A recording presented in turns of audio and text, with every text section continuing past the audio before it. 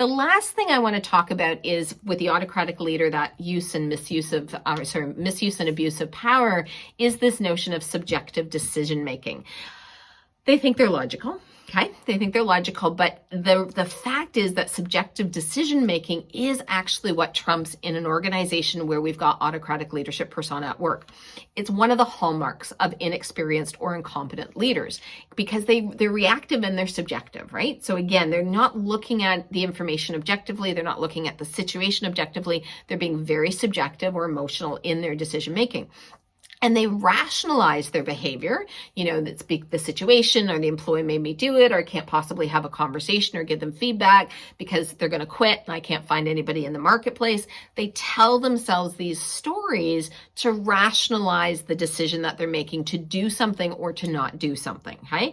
They have poor self-management. They have poor impulse control. They do not like the emotionality of people, so they make decisions in order to prevent employees from becoming emotional, and they have no ability to tolerate frustration in themselves or in others. And so because of that, they're making their decisions based on subjective criteria, right? So they're looking inside and it's subjective, it's not objective, it's not rational. And some of their comments even about it, right? I know one of my autocratic clients that we work with will say things like, this will make me look like an idiot if I do it. Or, they'll all be upset and they'll all quit tomorrow, right? And again, those are not realistic assumptions or conclusions that they're drawing over the situation. And so that comes in, and so it fuels the decision making in a more emotional or subjective way.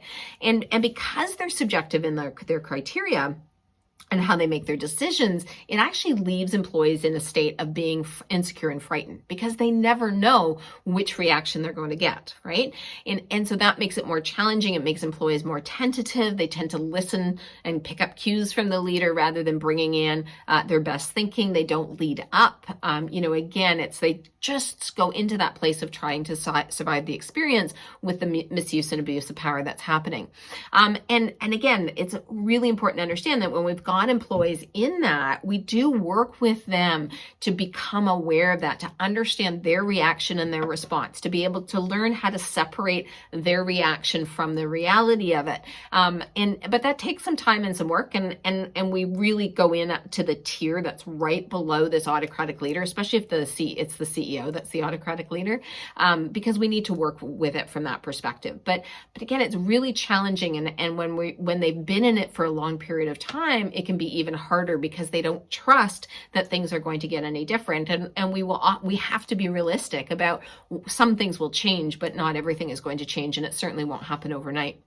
Employees in these environments where, again, you've got that subjective decision making and that the fear that gets driven or gets escalated within them, that need for survival that really gets triggered here, they start to fear the loss of their job. And so because of that, it's heads down, don't rock the boat, just put up with it and shut up with it. Or they go to the opposite where it's like they become yes men or women, right? It's like, I'm going to say yes, I'm going to go along. I'm going to take the perspective of, the autocratic leader, even if I might actually disagree with it and not think it's in the best interest of the business.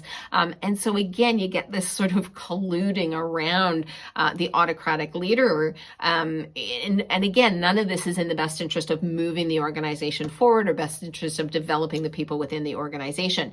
And what we do is that whole aspect of self-preservation really gets triggered up. And so competition, lack of communication, lack of cohesiveness, these are all normal symptoms that we see in environments with autocratic leaders. Again, employees become more concerned with their survival in their job than the actual goals or even their achievement in their role within the organization.